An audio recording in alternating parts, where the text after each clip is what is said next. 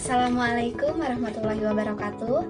Nama saya Denia Adinda Putri dengan NIM 170600180. Kepada yang terhormat Bapak Profesor Dr. Haji Heris Hendriana MPD dan pembimbing 2 Bapak Jajang Bayu Kelana MPD.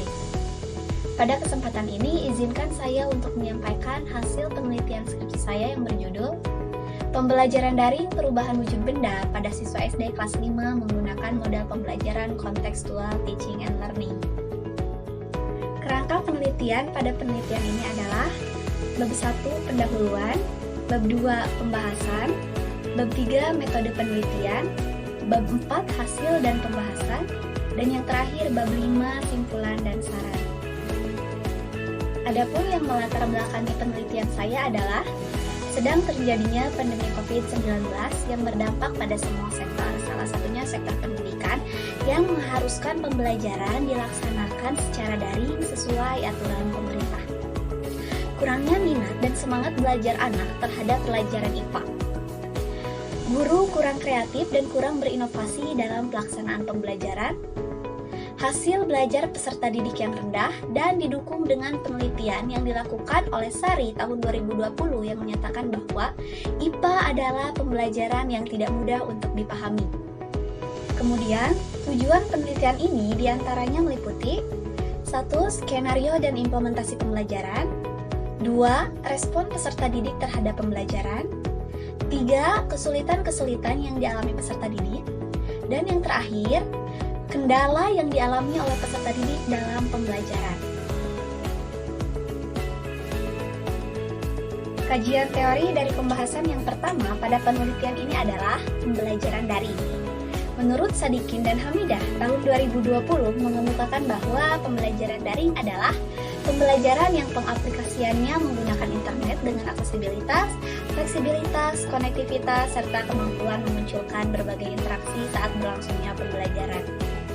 Selanjutnya, menurut Rusman dan kawan-kawan, dalam Herayanti dan kawan-kawan tahun 2017 menyebutkan bahwa karakteristik pembelajaran daring ada 4, yaitu interaktivitas, independensi, kemandirian, aksesibilitas, dan yang terakhir enrichment, pengayaan. Pembahasan yang kedua yaitu tentang model pembelajaran Contextual Teaching and Learning. Menurut Sanjaya dalam Kelana dan Wardani tahun 2021 menyatakan bahwa Contextual Teaching and Learning adalah keterlibatan peserta didik pada saat pembelajaran guna memberi dorongan kepada peserta didik agar dapat menerapkannya pada kehidupan nyata mereka.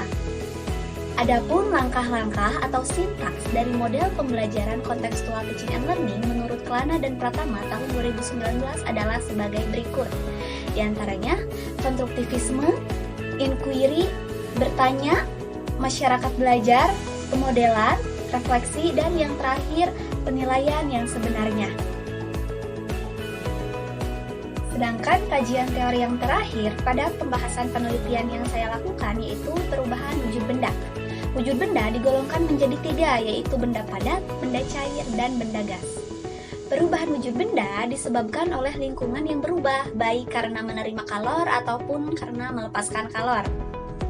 Macam-macam perubahan wujud benda yaitu mencair, membeku, menguap, mengembun, menyublim, dan mengkristal. Adapun indikator yang ingin dicapai pada pembelajaran ini adalah menganalisis macam-macam perubahan wujud benda, memprediksi peristiwa perubahan wujud benda dalam kehidupan sehari-hari. Metode penelitian yang saya lakukan pada penelitian ini adalah metode penelitian deskriptif kualitatif. Pada metode penelitian ini, yang menjadi subjek penelitian adalah siswa SD kelas 5 di SDN Kawungsari yang berjumlah 25 orang.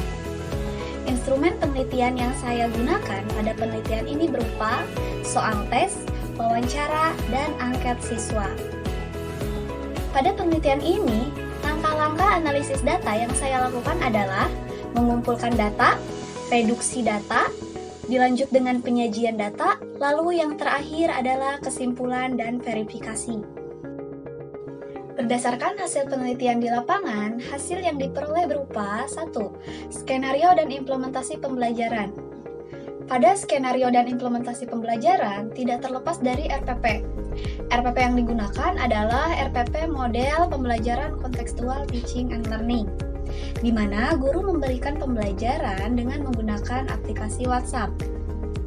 Berdasarkan data yang diperoleh dari hasil penelitian, dapat dideskripsikan bahwa implementasi pembelajaran daring dengan menggunakan model kontekstual teaching and learning berjalan sesuai dengan perencanaan, di mana implementasi pembelajaran dilakukan sesuai sintaks model pembelajaran kontekstual teaching and learning, dan pembelajaran yang sudah dilakukan pun menjadi lebih bermakna dan dikaitkan dengan kehidupan sehari-hari.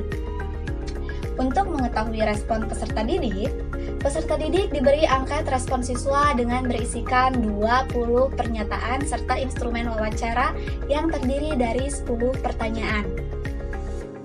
Berdasarkan hasil angket dan wawancara, diperoleh data bahwa respon siswa pada pembelajaran menunjukkan baik, yakni sebagian besar peserta didik menyenangi pembelajaran materi perubahan wujud benda dengan menggunakan model pembelajaran kontekstual teaching and learning yang dilakukan dengan cara daring, dan peserta didik menjadi lebih memahami pembelajaran. Hal ini didukung juga oleh hasil tes pada peserta didik yang menunjukkan sebagian besar mendapatkan perolehan hasil belajar yang baik. Hasil penelitian selanjutnya adalah terkait kesulitan-kesulitan yang dialami peserta didik. Berdasarkan hasil wawancara, peserta didik menyebutkan bahwa kesulitan yang mereka alami ketika dihadapkan dengan soal yang menurut mereka sulit. Namun, semua itu bisa diatasi karena peserta didik langsung mengkomunikasikannya dengan guru. Dan untuk hasil penelitian yang terakhir adalah mengenai kendala yang dialami oleh peserta didik. Kendala yang dialami oleh peserta didik yang diperoleh dari hasil wawancara adalah jaringan yang kurang mendukung, harus mengisi kuota, semangat belajar anak menurun, dan kurangnya peran juga bimbingan orang tua dalam mendampingi anak belajar daring yang dilatar belakangi oleh berbagai permasalahan. Berdasarkan pemaparan dari hasil penelitian yang telah saya lakukan, dapat ditarik kesimpulan: 1. Pada implementasi pembelajaran, guru memberikan pembelajaran melalui aplikasi WhatsApp sesuai dengan jadwal. Dan pelaksanaan pembelajaran daring juga tidak terlepas dari panduan RPP. Yang kedua, respon peserta didik terhadap pembelajaran perubahan wujud benda dengan menggunakan model pembelajaran kontekstual teaching and learning mendatangkan respon baik dengan perolehan persentase sebanyak 76%. Yang ketiga, kesulitan-kesulitan yang dialami peserta didik saat pelaksanaan pembelajaran daring adalah dirasa sulitnya soal-soal yang diberikan, akan tetapi hasil pengerjaan soal tes menunjukkan hasil yang baik.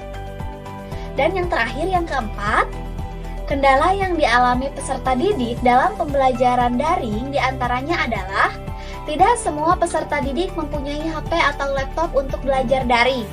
Dihadapkan dengan keterbatasan jaringan, kurangnya efektivitas dan efisiensi waktu karena orang tua mempunyai kesibukan dan tidak bisa mendampingi anak-anak mereka, serta kuota yang kerap kali menjadi kendala pada pembelajaran daring karena keterbatasan ekonomi. Berangkat dari kesimpulan, berdasarkan hasil penelitian yang telah saya lakukan, ada beberapa saran dari saya, yakni saran bagi guru, bagi siswa, dan saran bagi orang tua. Bagi guru disarankan untuk terus semangat dalam membuat inovasi pembelajaran, serta semangat untuk terus mendampingi dan membimbing peserta didik belajar meskipun dalam kondisi pandemi. Bagi siswa disarankan untuk tetap semangat dalam belajar meskipun pembelajaran tidak dilaksanakan secara tatap muka di sekolah. Dan yang terakhir, yang ketiga, bagi orang tua. Orang tua disarankan agar tetap memberi anak dorongan dan semangat untuk terus belajar, serta tetap harus bisa mendampingi dan membimbing anak di sela kesibukan. Sekian yang dapat saya sampaikan terkait hasil penelitian yang sudah saya lakukan. Saya ucapkan terima kasih. Mohon maaf untuk semua kekurangannya. Wassalamualaikum warahmatullahi wabarakatuh.